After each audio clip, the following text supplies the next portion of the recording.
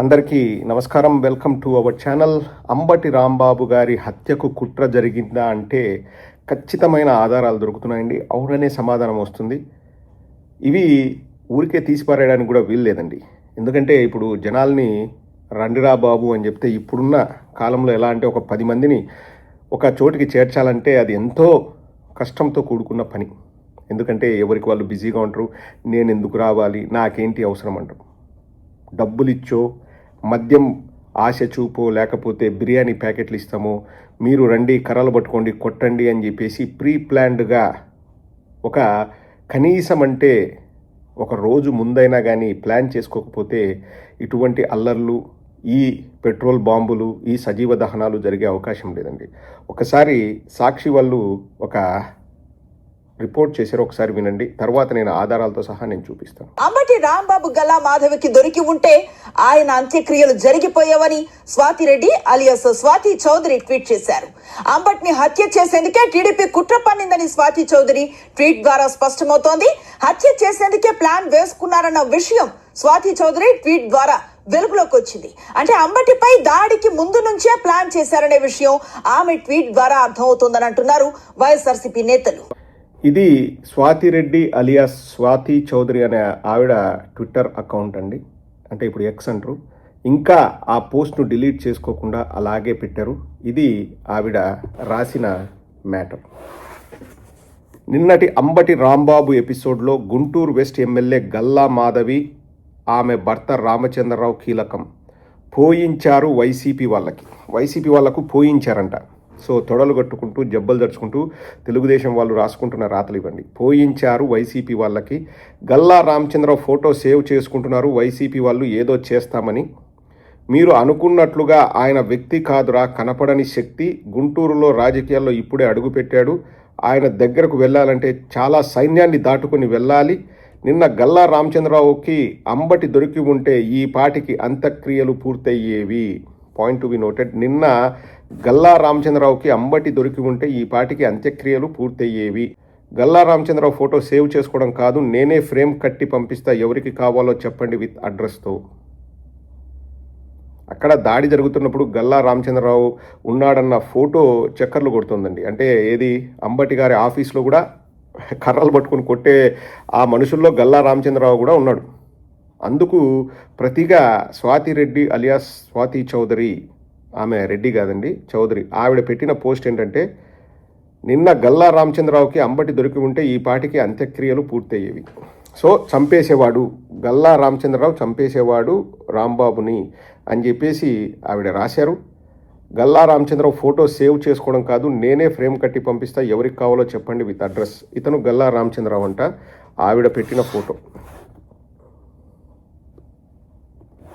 So అంటే ధైర్యంగా మేము ప్లాన్ చేసుకొని మేము ఇలాంటి పనులు చేస్తున్నాము, ఎవరు ఏమి పీక్కుంటారో పీక్కోండి, లా అండ్ ఆర్డర్ లేదు, పుట్టగోసి లేదు, ప్రైవేట్ సైన్యం ఉంది ఆవిడే చెప్పారు. ఆయన దగ్గరకు వెళ్ళాలంటే చాలా సైన్యాన్ని దాటుకొని వెళ్ళాలంట.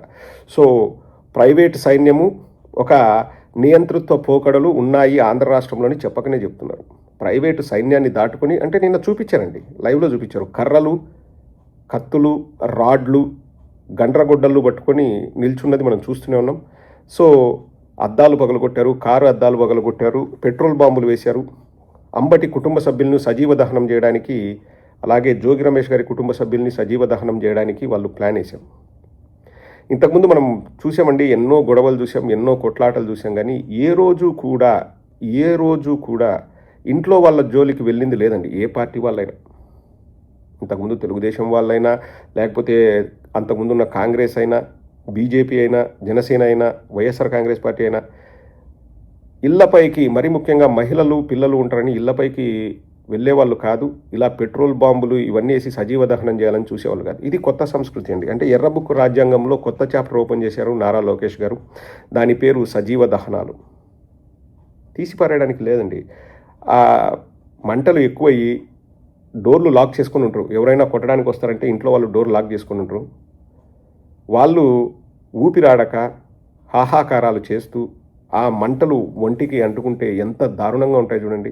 మరీ ముఖ్యంగా ఇంట్లో ఆడవాళ్ళు పిల్లలుంటే వాళ్ళు తప్పించుకోలేని నిస్సహాయ స్థితిలో వాళ్ళు చచ్చిపోతే సజీవ దహనం అయితే అది నారా లోకేష్కి ఆనందమా? అది నారా లోకేష్కి సంతోషమా? అర్థమవుతుందా రాజా చూశారా నేను ఎర్రబుక్కును ప్రయోగిస్తున్నాను, అర్థమవుతుందా రాజా చూశారా నేను మహిళల్ని పిల్లల్ని సజీవ దహనం చేస్తున్నాను, అర్థమవుతుందా రాజా నా పవర్ తెలిసిందా? ఎవరైనా మాకు ఎదురొచ్చినా మాకు అడ్డొచ్చినా మాకు చాలా ప్రైవేట్ సైన్యం ఉంది, ఎందుకంటే పోలీసులు అనేవాళ్ళు అసలు మేము వాళ్ళని పోలీసులుగా చూడట్లేదు. క్లియర్గా రాశారు కదండి, రామచంద్రరావుకి ప్రైవేట్ సైన్యం ఉందంట, ఆ సైన్యాన్ని దాటుకొని రావాలంటే కష్టమంట. సో ప్రైవేట్ సైన్యము, గూండాలు, రౌడీలు, పెట్రోల్ బాంబులు, కత్తులు, రాడ్లు, కర్రలు, ఇంట్లో ఆడపిల్లల్ని మహిళల్ని చంపడానికి ప్రయత్నాలు, పెట్రోల్ బాంబులేసి ఒకవేళ వాళ్ళు బయటకు వస్తే వచ్చిన వాళ్ళని నరికి చంపాలనే ప్లాన్లు, ఇవన్నీ ఏంటండి? ఏం జరుగుతుంది రాష్ట్రంలో? ఒకసారి ఆలోచన చేయండి. ఆంధ్ర రాష్ట్ర ప్రజల్ని అడుగుతున్నాను. చంపడానికి పథకాలు పన్నారు అంటే ఇంకా ఇక ఆంధ్ర రాష్ట్రం అనేది no more a safe place అండి. ఇంతవరకు పవన్ కళ్యాణ్ కానీ చంద్రబాబు నాయుడు కానీ అలా చేయకూడదు, లేకపోతే నారా లోకేష్ నుంచి ఎక్స్పెక్ట్ చేయలేమండి. నారా లోకేష్ ఇంకో కావాలంటే కొద్ది రోజుల్లో బయటకు వచ్చేసి, అంటే ఇప్పుడు మౌనంగా ఉంటాడు, చాలా తెలివైనడు. అర్సా క్లస్టర్స్కి రూపాయికి భూములు ఇచ్చినప్పుడు కూడా నెలన్నర మౌనంగా ఉన్నాడు. ఇప్పుడు బయటకు వచ్చేసి అర్థమవుతుందా రాజా సజీవ దహనాలు చేస్తాను నేను, అర్థమవుతుందా రాజా పెట్రోల్ బాంబులేసి ఇళ్లపైన, ఆడవాళ్ళు పిల్లలు ఉండే ఇళ్లపైన పెట్రోల్ బాంబులేసి నేను సజీవ దహనాలు చేస్తాను, అది నా టాలెంట్, అర్థమవుతుందా రాజా అని ఆయన జబ్బలు కూడా దడుచుకుంటూ చెప్తాడు వాళ్ళ కార్యకర్తల ముందర. అందరు క్లాప్స్ కొడతారు. అంత లేకపోతే వీళ్ళు ఇంత పొగరుగా, ఇంత నిస్సిగ్గుగా, ఇంత బహిరంగంగా అంత్యక్రియలు జరిగేటివి రాంబాబు అని రాస్తారండి? ఆంధ్ర రాష్ట్ర ప్రజల్ని అడుగుతున్నాను. ఈ సందర్భంగా వైఎస్ఆర్ కాంగ్రెస్ పార్టీ కార్యకర్తలను కూడా నేను ఒకటే కోరుతున్నాను, మీరు సంయమనం పాటించండి.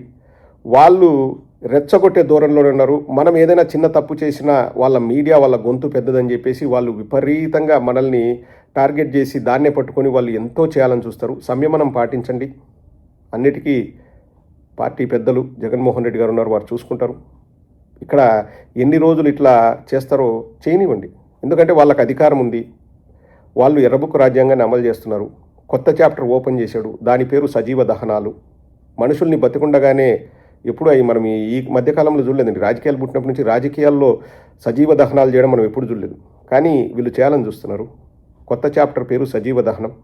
చూద్దాం.